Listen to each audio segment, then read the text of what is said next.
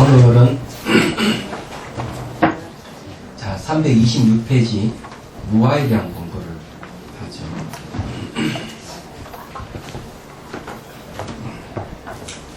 326페이지 맞죠? 네.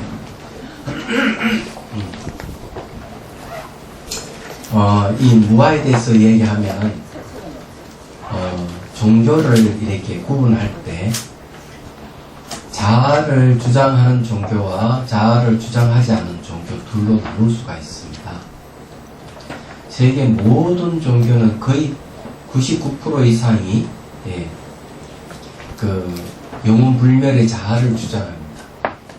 근데 단 1%인 불교만이 1%는 불교만이 유일하게 자아를 주장하지 않습니다. 그런 고정불멸한 자아는 존재하지 않는다고 얘기합니다. 그렇다고 해가지고 나락하는 것이 없다 하는 얘기는 아니에요. 고정불멸의 자아가 없다는 것이지 관계 속에서의 너와 나는 존재하는 겁니다. 그런 온 하합에서 그런 몸과 마음의 하합에서 나타나는 자아는 인정하지만 거기에 주재하는 자아는 인정하지 않는다, 이런 뜻이 있습니다. 그래서 이게 이제 종교를 구분할 때 이런 식으로 구분한다 하는 사실을 아셔야 돼요. 불교만이 실제 그것을 부정하고 있다. 그리고 이제 이 무아를 얘기를 할 때 이제 고정불멸의 자아 얘기했는데 그 영혼, 고정불멸의 영혼도 이제 고정불멸의 자아라 하는概念은 같습니다. 그런데 마지막 니카에 보면은 이런 이야기를 하고 있어요. 이치에 맞는 인식이라든지 이치에 맞는 그런 그 행위를 했을 때는 생기지 않는 번뇌는 생기지 않고 생긴 번뇌는 소멸한다.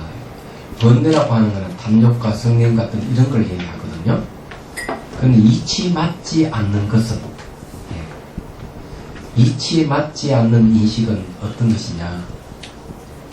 생기지 않는 번뇌가 생기고 생긴 번뇌는 계속 정장해 간다, 이렇게 되어 있어요. 그러면은 이치에 맞지 않는 건 어떤 것이냐?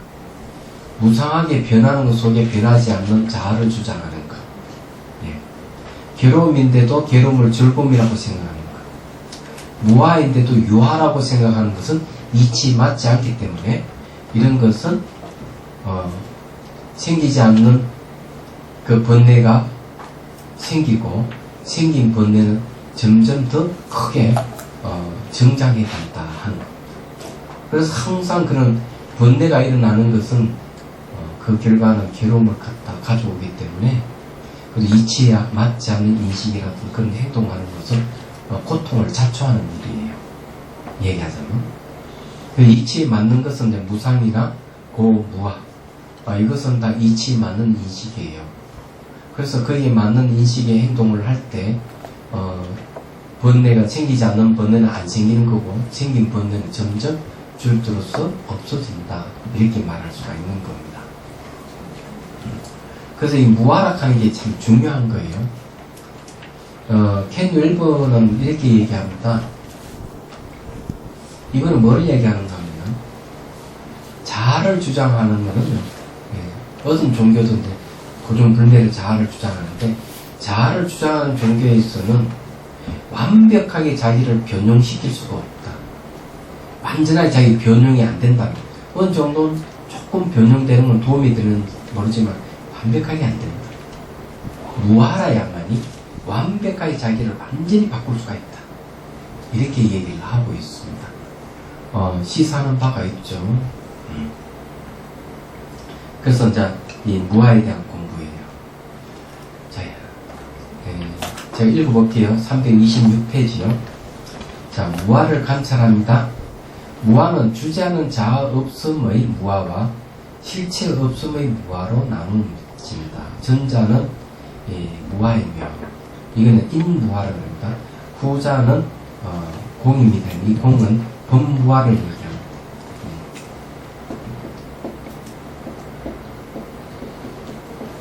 무화도 두 종류가 있고, 인무화가 있고요. 범무화가 있어요. 예, 범무화를 요거는 바로 공을 얘기합니다. 자, 인무화는 그런 사람에게 주지하는 자아가 없다. 그래서 인무화예요. 범무화라 하는 것은 이 우리가 보이고 들리는 이 모든 현상계에는 자아가 없다. 그걸 공이라고 하는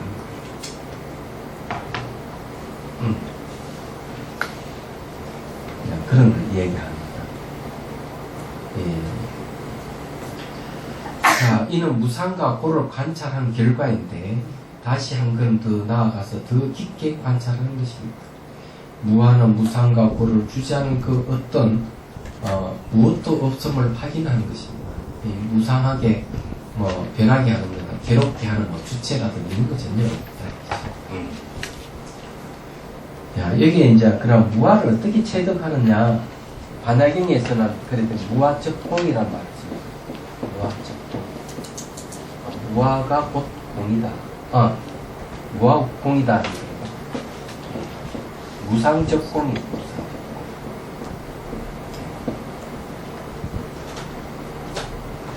요거는 지우고 무상이 공이다. 이렇게 얘기해요. 그래서 이게 공성의 세계에 들어가는 데 있어서 무상을 통해서 공으로 들어갈 수가 있는 겁니다. 그래 무상관찰은 정본 시간 얘기 있잖아요. 과거는 지나갈 수 없고 미래는 오지 않을 수 없고 현재도 초단위를 나눠가면 현재도 없다. 그럼 그 세계가 바로 공입니다. 무상이나 공이나 말만 다르지 같은 내용을 갖고 있지만 그래도 내가 공성을 깨달으려면 무상을 통해서 변할 수가 있다 이 말이에요.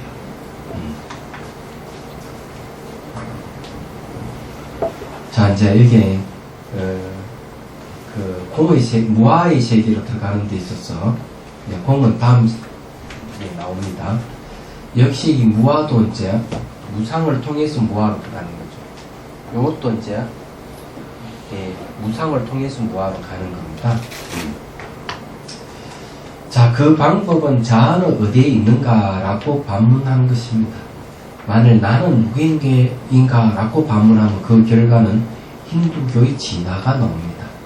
나를 전제하여 찾기 때문에 현상을 주지하는 자아와 실체가 있는 그 무엇이 상정되고 그 무엇이 생길 수밖에 없습니다. 그 결과의 끝을 불멸의 자아를 결정하게 되고 나는 누구인가 하는 객관성을 잃어버리게 됩니다. 그래서 나는 누구인가가 아니라 나는 어디에 있는가라고 반문하는 것이 옳습니다. 그러므로 철저하게 자아 없음을 알며 아는 그 마음은 빈마음이 되며 빈마음 그대로 번뇌에 걸림이 없는 해탈이니 이를 공해탈이라고 합니다. 자 여기에서 이제 자아는 나는 누구인가 이렇게 있는데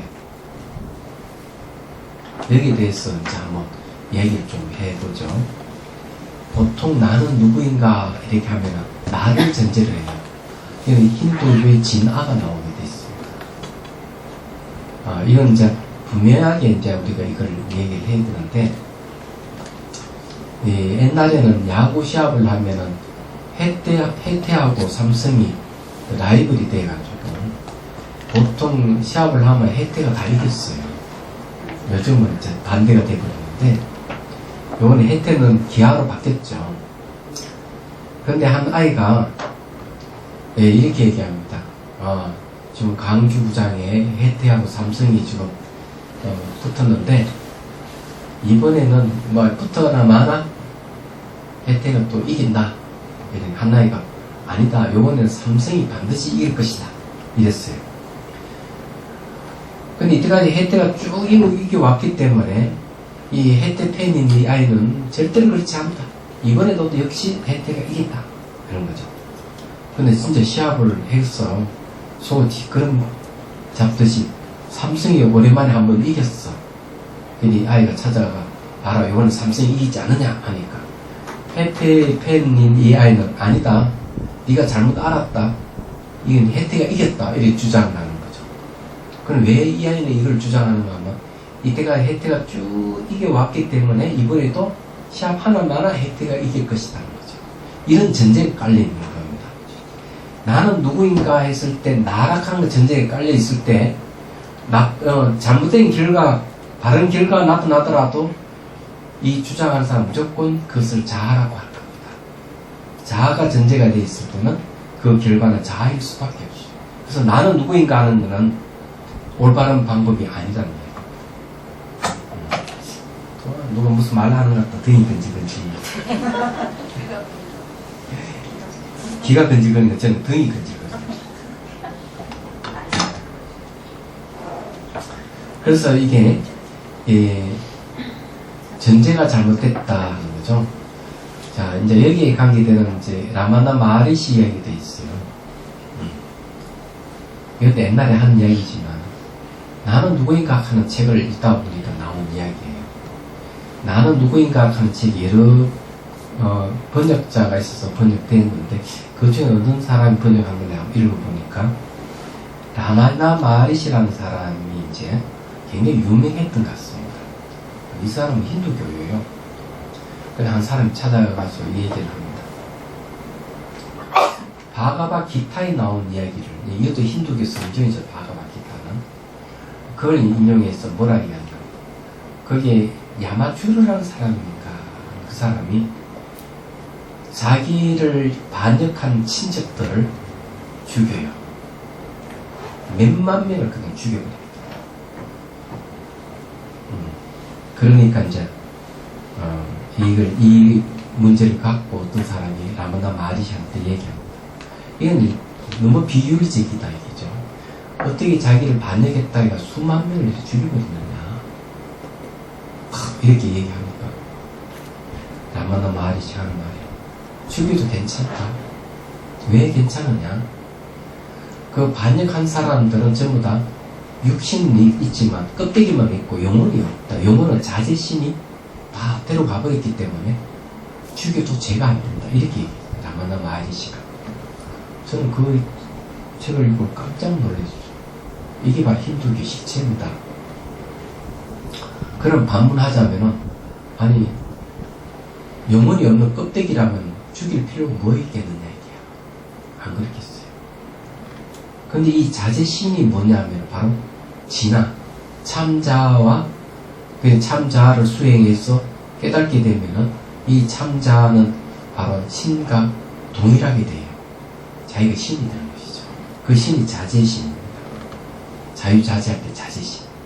그게 너무 부정하죠. 얘기하자면 신의 권위에 의해서 영혼을 다 데려갔기 때문에 껍데기 육체를 죽여도 괜찮다 이런 이야기예요. 저는 이게 너무 무섭다. 이거는 뭔가 하면 참자아를 주장하게 되면 결국 권력을 갖게 된다는 거죠. 권위를 갖고 권력을 갖게 됐을 때는 그 피해가 누구한테 오겠어요? 사람한테 얘기하지만. 그래서 이런 참자아의 주장은 옳지 않다고 봅니다. 불교는 종교 이름 하에서 사람 죽이는 역사가 없어요. 전쟁을 치는 역사도 없고. 왜 그러냐? 바로 이런 무아를 주장하기 때문에 그렇다. 이렇게도 얘기할 수 있습니다. 근데 불교에서는 아는 어떻게 얘기를 하고 있습니까? 불교에서 아는 오원을 얘기합니다.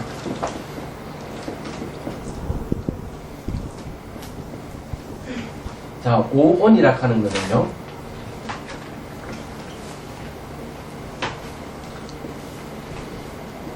그게 이제 바로 몸과 마음이 결합되어 있는 걸 오온이라고 해요. 자, 몸을 색이라고 그러고요. 요 마음을 수상행식이라고 합니다.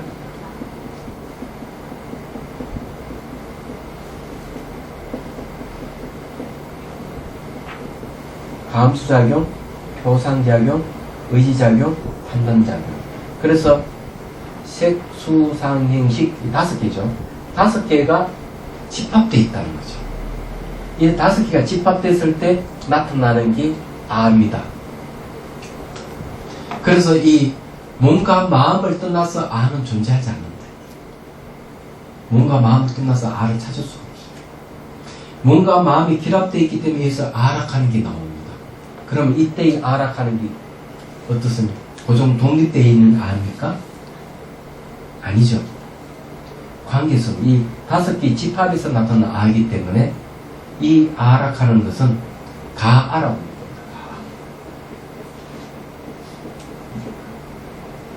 가짜가 있어요. 그래서 이 오온을 주지하는 자아는 없기 때문에 무아라고 얘기하는 거예요.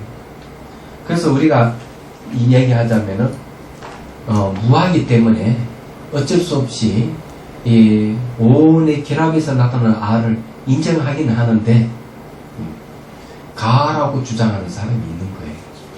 그렇지만 가아보다는 관계 속에서 나타난 아, 이게 더 맞겠죠. 얘기하자면.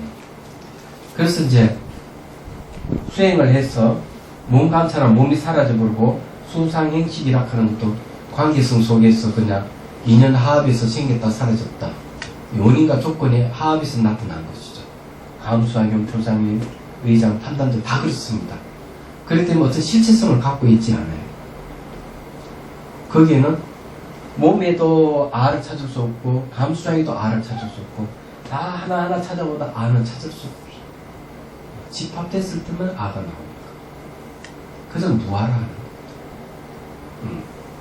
그러면 무아가 아까 전에 너은경에서 공부한 거 견성하고 같이 보면은 네. 능경에도 분명히 그런 진화는 없다고 얘기했어요. 우리 앞에 다 능경 공부할 때 견성은 진화가 아니다고 얘기해요. 그러니까 무아로 동일로 보면 안 됩니까?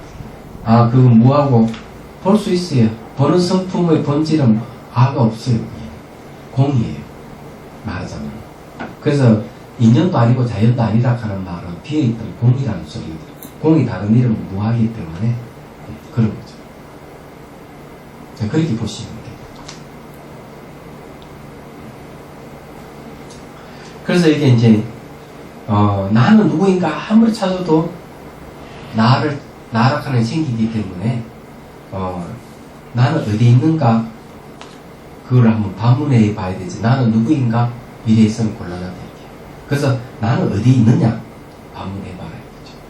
나는 어디 있느냐 하면 나는 찾을 수가 없다.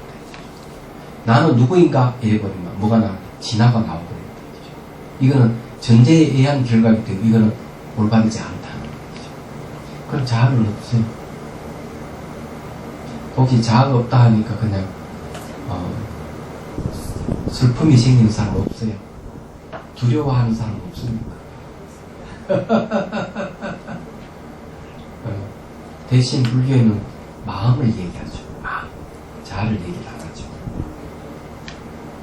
그래서 여기서 말하는 뭔가 하면 마음이 비어있대. 빈 마음이 들리죠. 이야기하는 게 이제 그런 이야기입니다. 여러분 이제 공부해보면 알아요. 그냥 뭐 누구와 대화를 하거나 무슨 일을 할 때는 보면 주제하는 자아가 있는 것 같아도 불교에서는 그런 자아를 얘기하지 않고 마음을 얘기하고 보고 듣고 판단을 내리는 건 다 마음이지 자아는 아니다. 그 마음도 대상을 인식해서 보고 듣고 하는 인식하는 마음에도 대상 따라 바뀌는 마음은 계기지 주인이 아니다. 그런데 바뀌지 않는 마음이 있다 이거죠. 그게 능경에서 그 얘기하죠. 죽지 않는 마음. 그러면서 본질은 비어있는 마음. 네. 자, 무아의 특징 중에 또 하나를 말씀드리죠. 무아는 어느 데 가장 잘 나타나느냐 할 때 부부 싸움 할 때 가장 잘 나타난다. 무아가. 왜냐하면은 남편이 아내를 자기 마음대로 할 수 없고 아내가 남편을 마음대로 못해요. 부부 싸움회가 처음에 대립할 때는 보면은 자기 뜻대로 할 수가 없어요. 자기 뜻대로 할 수 없는 걸 뭐라 합니까? 무아라고 합니다. 주제하는 자아가 있다면은 상대를 뜻대로 해야 되는데 안 되는 거야. 그래서 자기 뜻대로 안 되는 걸 무아라. 그래서 부부 싸움할 때 가장 잘 나타납니다. 자, 무아가 또 어느 때 가장 잘 나타나는가 하면 음식 먹을 때 무아가 잘 나타난다. 음식. 자, 차를 한 잔 딱 마신다. 예. 딱 마시면은 맛을 느낄 수 있죠. 아, 맛을 느끼면 느끼는 자아가 있다고 생각해요. 그래서 차물이 목을 통해서 뱃속으로 들어가면은 차 맛을 알 수가 없는 거예요. 그렇죠? 음식 먹을 때는 맛을 느끼는데 음식이 뱃속으로 들어가면은 아니 자아가 내 마음, 이 몸 안에 있다면은 음식 맛을 더 잘 알아야 될 것이고 차 맛을 더 잘 알아야 되는데 아무리 음식을 먹고 차를 마셔도 뱃속에 들어간 것은 알 수가 없는 거야. 그 맛을 모르는 거예요. 그러면은 내 안에는 자아가 없다는 거죠. 무슨 말 이해가 되시죠? 먹을 때만 자아가 있다면 이상하잖아요. 아니 자아가 내 안에 있다고 한다면 음식을 먹으면 음식이 뱃속에 들어가면은 무슨 맛이라고 더 잘 알 텐데. 그래서 음식 먹을 때도 훨씬 자아가 무엇인지 더 알기 쉽다. 그 다음에 더 알기 쉬울 때 언제인가 하면 엄청난 고통을 당할 때 자아가 없다. 아, 주체하는 자아가 있으면 내 고통을 없어져 하고 딱 명이 내면 고통이 없어져야 되잖아요. 근데 늘 그대로 아프다. 그러면 자아가 없다는 얘기. 그런데도 자아가 있다면 곤란하죠. 얘기하자. 그래서 이 자아에 대해서는 그전에도 제가 그런 얘기를 했어요. 저기 우리 견지도인가 센터에 있을 때는 제가 강의를 하는데 어느 거사님이 강의를 다 듣고 나더니만 스님께서 아무리 무아라 하지만 저는 자아가 있다고 생각합니다. 이런 분 만났어요. 저는 부처님께서 아무리 무아라 하지만 저는 자아가 있습니다. 그래서 제가 반문했어요. 그러면은 꿈속에는 자아가 있습니까? 하니까 자아가 있대요. 깊이 잠들었을 때는 자아가 있습니까? 하니까 없다는 거예요. 왜? 깊이 잠들었을 때는 자아가 있는지 없는지 모르는 거, 의식이 없는 상태니까. 그래서 그런 거예요. 아니 깊이 잠들 때 자아를 찾을 수가 없다면은 그 자아는 상의를 주지하는 자아가 아니지 않느냐, 그렇게 얘기를 했어요.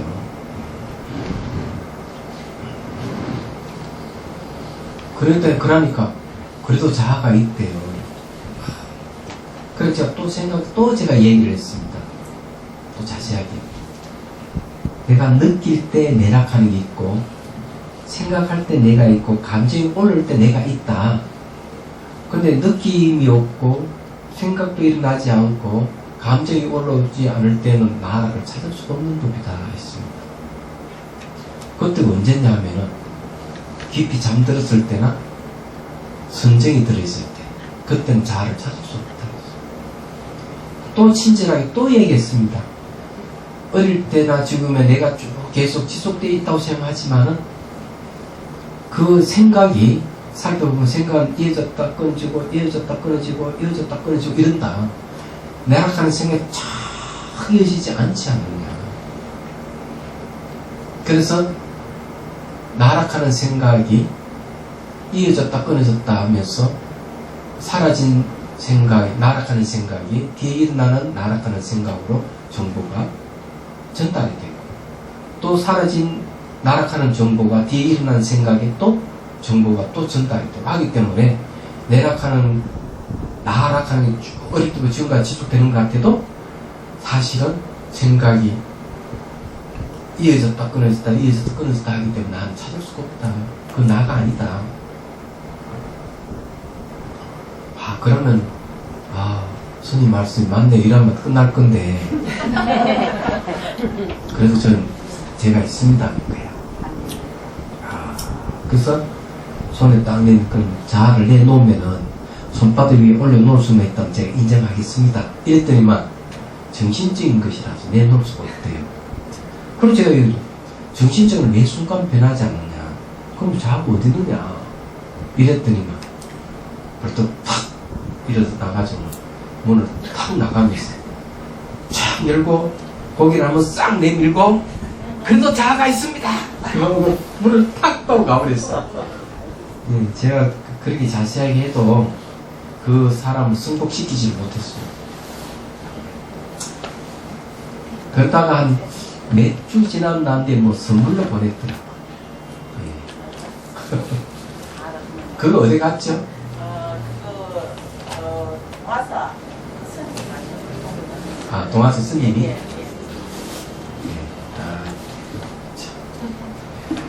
어쨌든 이 자아에 얽힌 이야기예요. 자, 자아에 얽힌 이야기 하나 더 하죠. 이러니까는 재밌죠?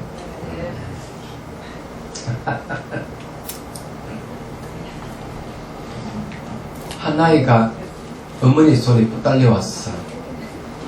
어머니 말씀은 뭐라고 하는가 하면은, 아, 이놈이 초등학교 때는 날 잘 따라 절에 가더니만, 이제는 중학생이 되니까 저 친구 따라 교회 다니고 있어서, 아, 그래, 어떨까 싶어서 데려왔습니다. 내버려 두면 될 건데, 또, 자기는 소교사라네, 이 어머니가. 그러니까 아들이 친구 따라 교회 다니니까, 자기가 아무래도 안 되니까 애를 데려왔어요. 제가 송강사 있을 때니까. 딱 방 안에 들어오는데 애는 앉지도 않고, 딱 들어와가지고 첫 마디가, 저는 아무것도 믿지 않아요. 이게 딱 큰 소리 치는 거야. 그래서 제가 했어요. 그럼 너 뭘 믿는데? 이러니까. 현실을 믿어요. 현실을 믿는데. 그러면은, 내가 물어봤어.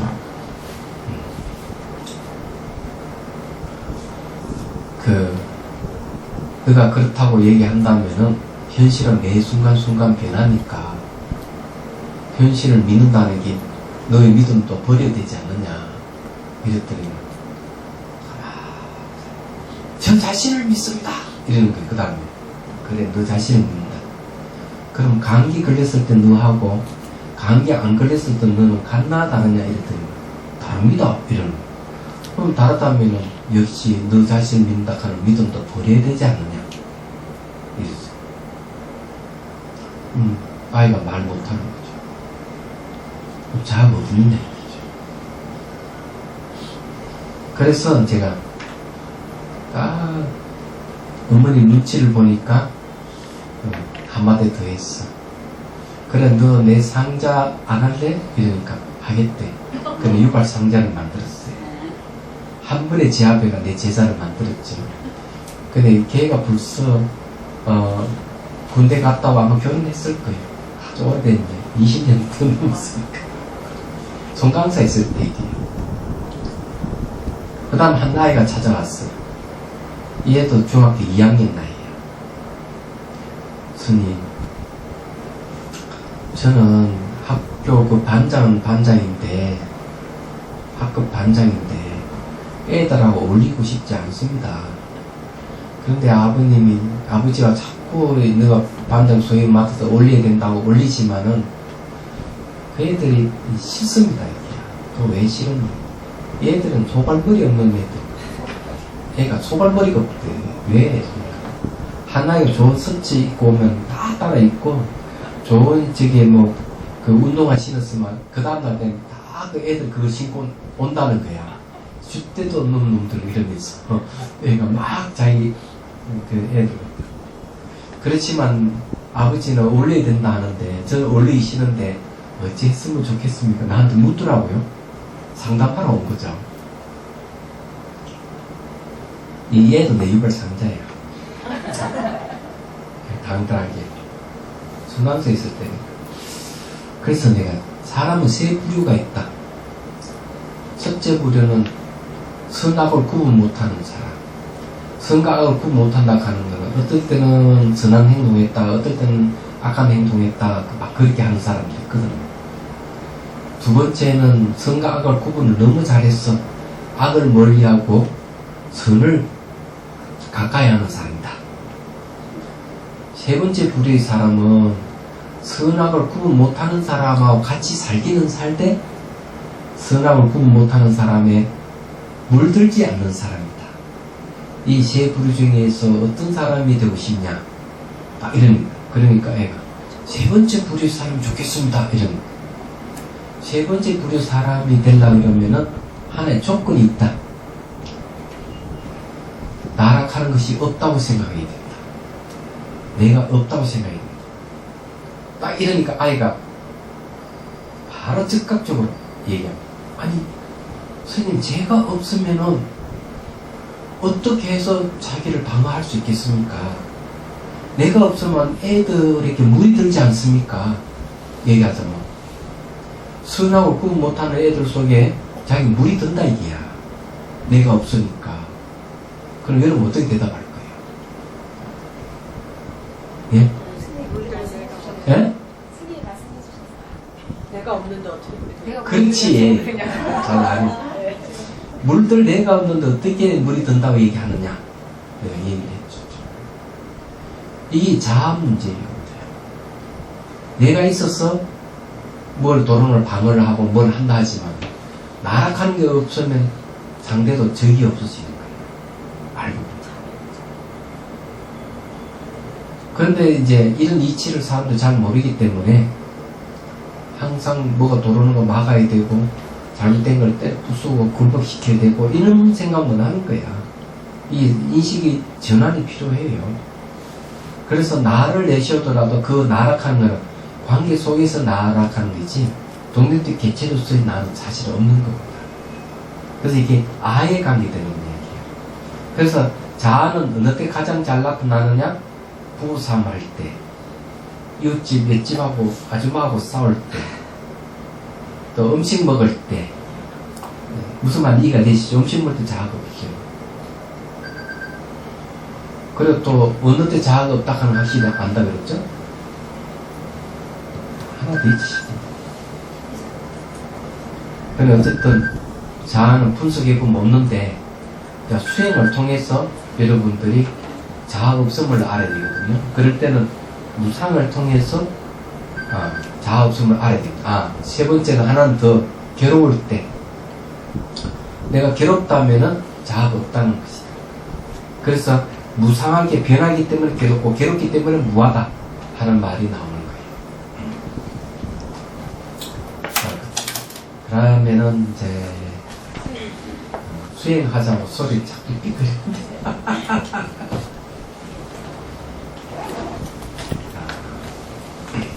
전문 시간에 뭐 했죠? 예? 바람의 손. 그럼 뭐 오늘 저희 공의 손을 해야 되겠네. 허공의 손. 허공의 손은 전체를 의식으로 삼는 겁니다. 아셨죠? 자, 그럼 허공의 손을 한번 하지. 자, 허리를 쭉 펴고요. 자, 숨을 들이쉬고 내쉬고. 내쉴 때 힘을 쭉 빼는 게 중요해요. 자, 가슴에서 연꽃봉우리에 쭉 올라오는 게 연상하십시오. 자, 목을 통과해서 손가체를 통과해서 정수리 연꽃이 바짝 피는 걸 연상하십시오. 그리고 연꽃 속에 다시 간음보살님이 올라오셔서 자정에 앉습니다. 손뼉을 치고 조우하는 모습을 연상하십시오. 이 관세음보살은 지혜와 자비의 형상화입니다. 그래서 어머니라고 생각하십시오. 간음의 어머니. 그 자기 자신을 아이라고 생각하고 어머니인 나가, 간음이라는 나가 어린아이 중생이나 아이에게 자비심을 잘 베푸는 겁니다. 마치 상처난 아이를 병든 아이를 밤새도록 관화하는 어머니 같은 심정으로 자, 허공의 손으로 정수리를 쭉 담아줍니다. 의식입니다. 의식은 모양도 없고 색깔도 없죠?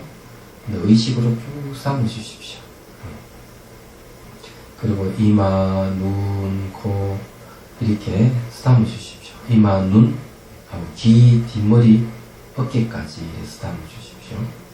그 다음에 어깨에서 뒷머리, 귀, 뺨, 그 다음에 이제 코를 쓰다듬어주면서 발끝까지 갔다가 발끝에서 다시 정수리까지 돌아옵니다. 그래서 허공의 소리 텅 빈 손입니다. 의식을 쭉 삼아주시고요.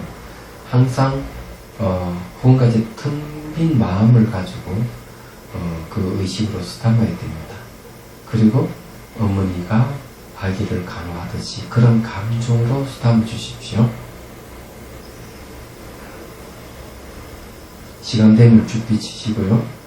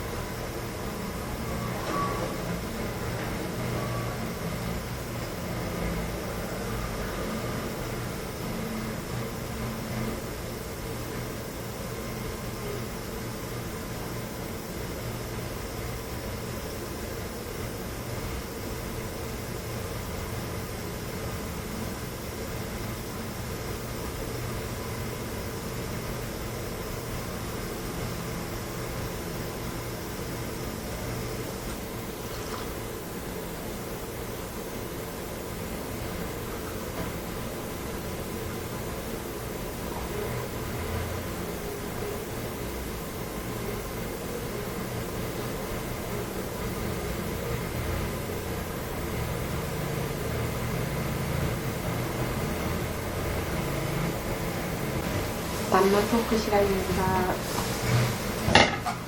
자, 수행 일기 가져온 건 없어요? 네, 갈때 봤는데.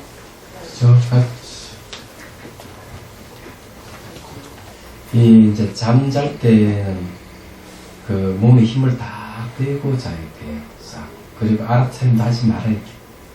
그래야만 잠이 들어갈 수가 있어요.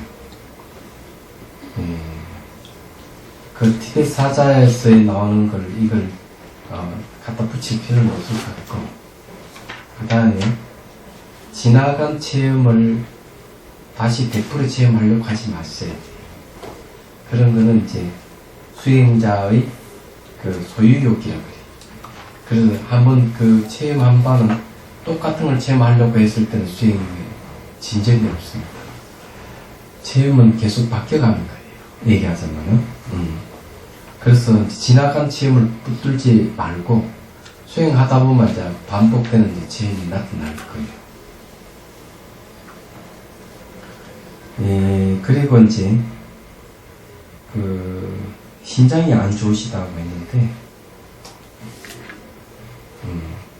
수행을 하게 되면 몸에 이게 이제 생기 리듬이 저절로 자동으로 조절이 됩니다.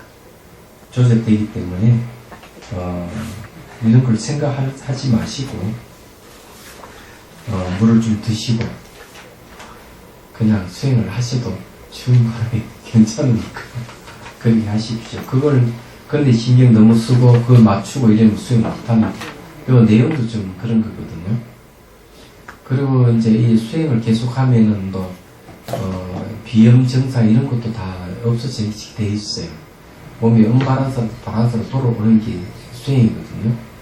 그래서 건강하지 않은 몸은 수행을 하게 되면은 건강한 몸을 회복하고 건강한 몸을 통해서 단말을 깨닫는다 이렇게 얘기를 합니다.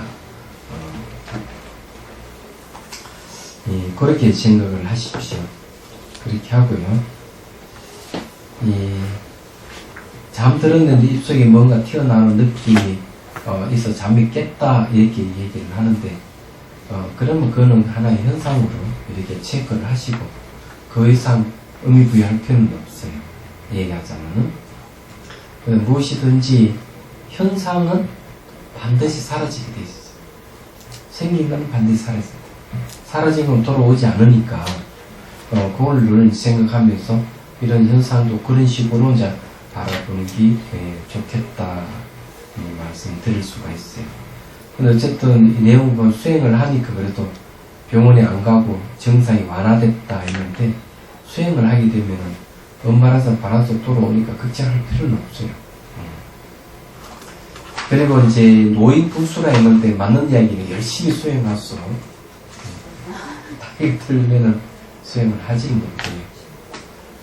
그리고 이제 그 공원 같은 데서 이제 극기 명상을 할 때는 뭐 가만히 서 있다든지 이렇게 하면 사람들이 이상하게 볼 건 분명한 사실이에요.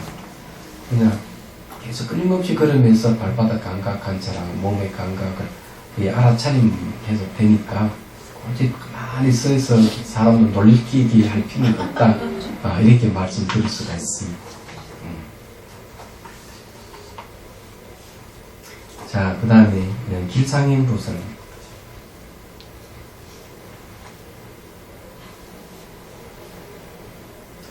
그걸부터 선명하게 알아차림이 잘 된다면 좋은 일이에요.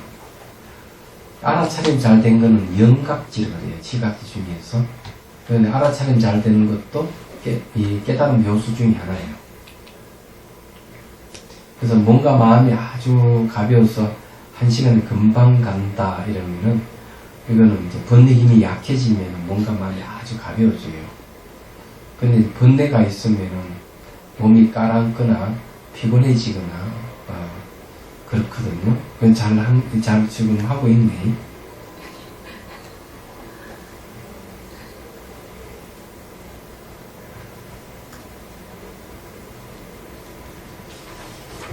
근데 이게 이제 어떨 때는 계단을 오르는 것 같이 팍팍하고 힘이 들고 가다가 끊어지고 알아참도 잘 안 되고 계속해서 망상이 떠오르고 한 시간이 너무 길게 느껴지고 수행을 끝내고 나도 몸이 무겁고 머리도 맑진 않다.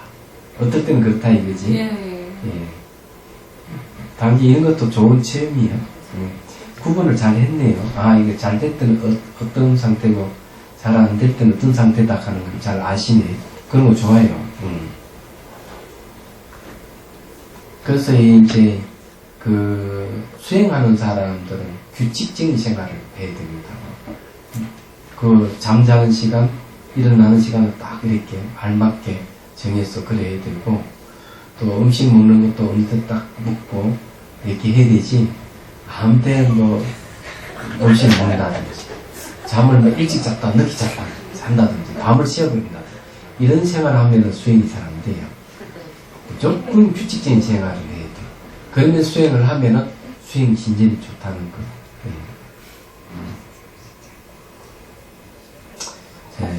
한 달 조건도 없고 한 달 일이 아닌데 괜히 화가 난다. 이거는 이제 그 잠재적 성향이 올라오는 거죠. 이런 화락하는 거는 정오심이 돼야 되겠네. 그래, 이 화가 일어날 때는 화를 안 내도 될 일에 화가 난다는 거는 이 잠재적 성향 쪽으로 이렇게 잠재되어 있던 것이 지금 화난거하고 겹쳐져서 오는 거거든요. 알아참 잘 하셔야 됩니다. 이 컨트롤을 못 한다고 하는 거는 알아차림 힘이 아직 약하다는 뜻. 일상생활에서 또 알아차림 잘 돼야 돼요. 일상생활에도 알아차림 잘 될 정도 되면 이제는 누가 뭐라 하든지 별 동요가 없을 겁니다. 어릴 때는 알아차림 굉장히 잘 되거든요. 수행 너무 잘 된다 그래 또 가끔 그렇게 딱 이렇게 브레이크가 걸리더라고요. 여기에 보면은 화내는 대상이 끄달렸구나 하고 회의를 한다 했는데 청전도론에는 뭐랬냐 화낼 대상이 없다 이랬어요. 청전도론에. 그 청전도론에 왜 화낼 대상이 없느냐 하면 자 우리 이 화낼 대상이 사람이다 하면은 그 사람의 이제 색으로 구분해. 색은 몸이잖아요. 그래 지수화풍 사들을 나눠서 다 보면은 내가 허무 요소에 화를 낼 것이냐, 물의 요소로 화를 낼 것이냐, 불의 요소로 화를 낼 것이냐. 그런데 이거는 바람 요소로 화를 낼 것이냐. 화낼 대상이 아니죠. 그러다 수상행시로 따지면 그 사람의 감수작용에 내가 화를 낼 것이냐, 표상작용에, 의작에, 판단에 화를 낼 것이냐. 나눠보면 화낼 대상이 있는 거예요. 이렇게 뭔가 마음이 결합되고 오원이 딱 되니까 뭐가 있다고 생각하지만은 오원을 하나하나 분석을 해보면 화낼 대상이 없는 거죠. 이래서 청전도론에 이렇게 화낼 대상을 분석을 해서 화낼 대상이 없다는 것을 명확하게 이제 알아야 된다고 얘기를 하고 있어요. 그 다음에 이제 하늘 대상에 끄달렸다면 그 대상을 이런 식으로 분석을 한번 해보시라. 아, 그러면 분명하게 예, 효과가 있습니다. 어떨 때는 괜히 마음이 즐겁고 한이 올 때가 있다. 무엇 때문에 이렇게 마음이 즐거워 계속 미소가 짓을까? 찾아봐도 즐거운 일이 없는데 이것도 잠재적 성향입니다. 예, 내가 이렇게 즐겁게 행복한 어떤 그런 성향이 잠재되어 있다가 이런 게 좀 올라오는 경우가 있거든요. 그래서 이런 것도 잘 이렇게 알아차림을 하시다. 이게 올라오는구나. 오늘 화가 올라오는구나. 이런 걸 잘 알아차림해야 돼요. 알아차림하는 마음은 상당히 힘이 좋아요. 그래서 대상을 멈추게 하는 힘이 있습니다.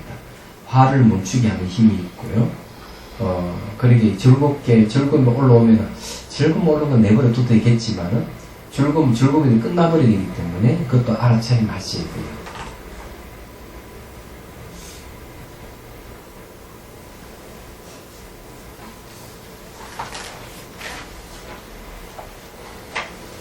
아니, 잠을 자다가, 빤듯하게 자다 옆으로 싹 돌아 눕는데, 눈동자 한 방에 삥 예, 눈이 이렇게 도는데, 팍 이렇게 뭐라 그럴까 이렇게 인형이 눈이 확 돌아가듯이 네. 눈이 확 돌아가서 깜짝 놀랐어요. 그냥 눈을 더 꽉 감고 네. 했군요. 재밌네. 왜 그냥 그랬을까? 수행하면서 그랬나? 재밌는 체험이죠. 예. 그래서 계속 눈이 돌아가면서 어지러움 어쩌나 걱정이 돼. 별 걱정을 다 하니 이런 걸 뭐라고 하는가 하면은 이런 게 이제 염기라고 돼. 한 가지 사실이 생기면 그 사실에 감정의 생각을 더 붙여서 생각이 이어져 가는 거야. 얘기하자면 내일 할 일도 많은데 하면서 잘 들었네. 다행이에요. 아침 눈 뜨니까 아무렇지도 않고. 네. 그때 눈 돌아갈 조건 돼서 눈이 돌아간 거고, 예? 저기 뭐고, 눈이 돌아가면 어지러우면 어쩌나 하는 그런 조건이 생기기 때문에 이런, 되는 거예요. 그래서 모든 조건에 의해서 나온 조건이 사라지는 건데, 이래 연기한다는, 마음도 연기한다는 사실 빨리 캐치돼야 돼요. 그런 게 이제 어떤 의미를 갖고 있느냐, 마음이 연기한다고 한다는 거는, 이건 실체성이 없다는 거죠. 얘기하잖아. 고정된 불바위 같은 그런 게 없다는 걸 의미하니까, 그러면은 이제, 그 대상으로부터 아주 편안히 자유로워질 거예요.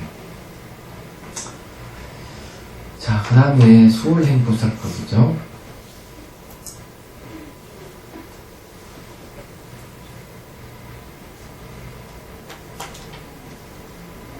이 그 등짝에서 목으로 벌레 올라가는 느낌이 있는데 혹시 온몸에 이렇게 막 이 벌레가 움직이듯이 간지럽고 이런 경우는 없었어요? 그럴 때도 있었는데 그날은 온몸이? 네. 네. 예, 그것도 이빠사나로 치면 16단계 중에서 한참 높은 단계에 올라가 있습니다. 그런 경기가 있습니다. 그래서 물어보는 거예요. 요 벌레가 올라가는 느낌이 있다 하니까 그것이 저기 그거 보면 나올 건데 김열권 씨 그 이파산나라는 책의 뒤에 보면은 거기에 16단계로 그렇게 표시해 둔 게 있을 겁니다. 그것이 이 최희준보살이 그 남방에 가서 마시센터에서 한번 수행했습니다. 수행할 때 그 16단계를 거기서 영어로 된 걸 가져와서 번역을 했던 거고 그것을 김열권 씨한테 아마 준 것 같아요. 그래서 그 책이 실려 있는 걸로 알고 있습니다. 그걸 참조를 하십시오. 내가 그것을 내가 받았는데 그게 도대체 어디 가버리는 차수도 없어. 근데 그 16가지 단계가 결국 다 번뇌라고 돼 한마디로. 아, 16단계 다 번뇌다. 그래, 나 그거 실망했어요. 그거 어디서 봤는데? 책에 나와 있지. 책이? 보면. 네. 16단계 맞아? 했는데 번뇌는 뭐야 이게. 정확하게 네. 봐야지. 그 16단계는 수행의 단계를 이제 표시해 둔 거예요. 네. 그래서 이 이빠사나 16단계라고 하는 거는 지혜가 이제 개발되는 과정의 16단계고 마지막에는 이제 깨달음이에요. 그걸 한번 찾아보십시오. 내가 어디를 두는데 찾아도 없어. 이사 온 김에서 어디 빠져버린 건지. 있어? 복사해서 가져왔어. 여기서까지 간대요? 예. 아니 전체 책을 책 말라고. 그 6가지 16단계. 그것만. 이빠사나 그거. 그러니까, 그거만. 그거 정말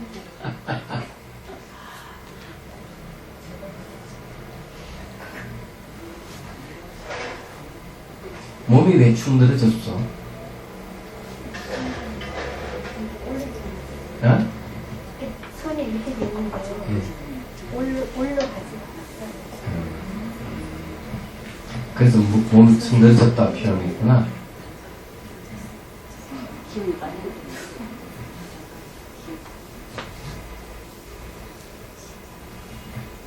이쁜 여자가 앞에 앉아있는데 윤곽이 또렷하고 피부가 그렇게 예쁜 여자는 처음 본다고. 예, 진짜 예뻤어요. 예, 진짜 그 사람은 미인한테 다 나타나네. 예. 그래 이제 자신의 투영인지도 모르니까 착각하지 말고 예, 여자가 이쁜 여자가 되고 싶은 마음이 꿈을 꾼다든지 그런 거 동경을 하게 되면은 그런 게 나타날 수 있어요. 그러다 식전변이거든요. 식전변. 아침도 한번 했죠. 예. 식전변. 예.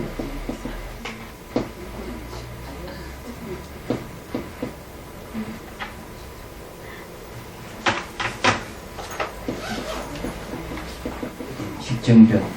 식은 마음이죠. 마음이 이렇게 전변해서 나타나는 대상. 다른 말로 하면 의탁이성이라고 합니다.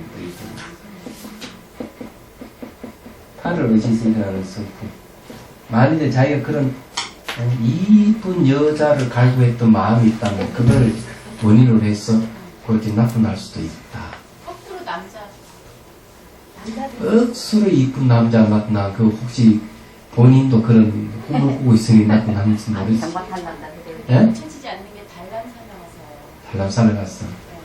그래, 그렇게 이쁜 남자를 만났어?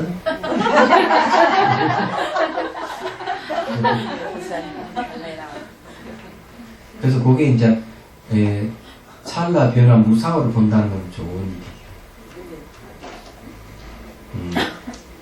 자, 재미있는 것도 나타났네. 화려하고 크나큰 궁궐, 부처님 성기의 대탑, 금빛 와불상, 거대한 부처님 앉아 계신 가운데 손가락과 엄지손가락 보이고 파란색 부처님 잘생긴 남자, 그 잘생긴 남자 나오네. 이 모든 찰나로 변하는 무상공의 모습을 봤다. 그런 얘기죠. 잘 보셨어요. 설사 이런 게 나타나더라도 무상으로 봐야 돼요. 어떻게 바뀌어가는가 봐야 되는데 여기 집착을 하게 되면 수행자가 아니에요. 그래 이런 것도 전부 자기의 있던 마음에 저장된 정보가 나타난 것이다. 이래 보셔야 돼요. 이런 붙일 수 없다는 말은 무슨 말이에요? 변하기 때문에. 변하기 때문에 이런 붙일 수가 없구나. 도대체 이건 뭐라고 할 수 없구나. 그는 기본적으로 말과 생각으로 도저히 그것을 뭐라고 지칭할 수 없다 하는 체험은 분명해야 돼요. 근데 그 체험도 천차만별이라는 사실도 알아야 돼요. 내 말과 생각을 붙일 수 없는 그 체험에도 많은 거리가 있어요. 수행 단계가 있고.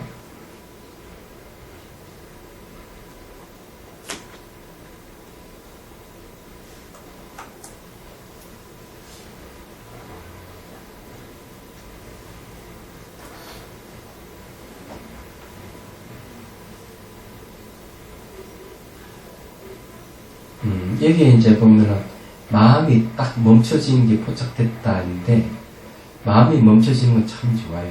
얘기하자면은 언제든지 마음이 딱 이렇게 멈춰지는 상황이 오면은 과거, 미래도 없고 현재도 비어 있는 상태가 될 거예요. 그런 걸 이제 확인하셔야 돼요.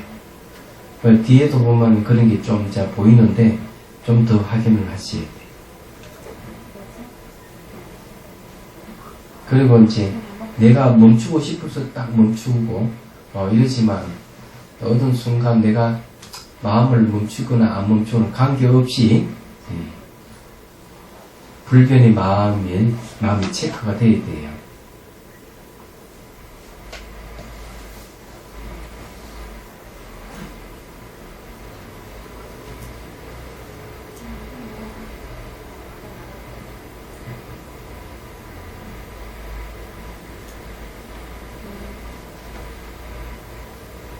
성철 스님도 나타났네.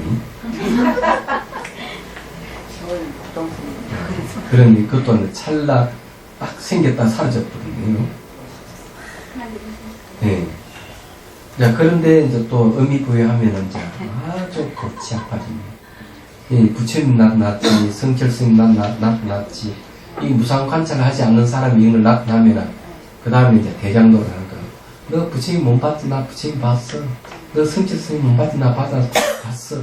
요 좀 지나면, 그 다음에 나는 부처님한테 인가받았고, 성철 스님한테 인가받았어. 이래 되는 거예요. 그 다음에는 사람도 그걸 믿는 사람이 딱 생기면 이래 하라 하면 이래 하고, 저래 하면 저래 하고. 그래야만 이제 뭐가 생기면 하나의 사입이 깊다는 생기는 거예요. 이야기하죠. 그런데 비슷한 사례가 있었어요. 그래서 이런 얘기를 하는 겁니다. 그래서 이제 뭐든지 나타나는 걸 반드시 사라진다는 이 진실을 확실히 알고 있어야 돼요. 그래서 부처님께서 스사 부처가 나타나더라도 그거는 환영인 줄 알아야 된다. 이렇게 얘기를 하는 이유가 거기에 있는 거예요.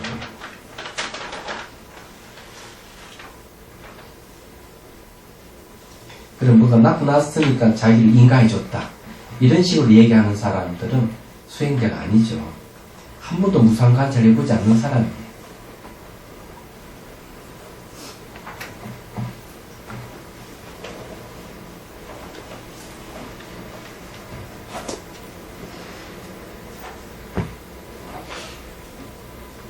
하여튼 이렇게 순간순간 뭔가 마음을 비춰보고 보는 게 좋아요. 그래서 아주 고요한 것도 좋고, 이 말과 행동을 살피기 되게 기쁘고, 몸 마음이 가볍다. 좋아요.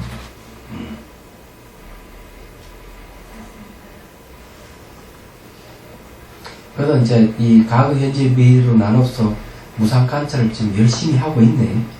그럼 이건 진전된 거예요. 이건 확실하게. 그래서 그 전에 나타나지 않는 현상을 보니까 확실히 진전됐어요.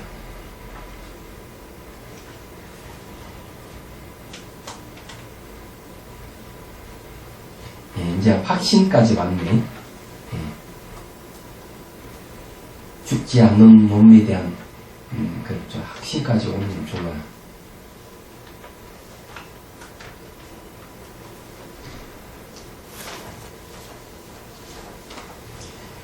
그 믿음도 이제 그 교화를 받아서 일어나는 믿음. 그 다음에 두 번째 하나 더 알려는 열망이 생기고, 세 번째 이제 확신이 와요. 이 확신이 오는 이 믿음이 바로 깨달음으로 인도한다는 사실을 알아요. 이제 확신이 온 거는 아주 좋아요. 또 뭐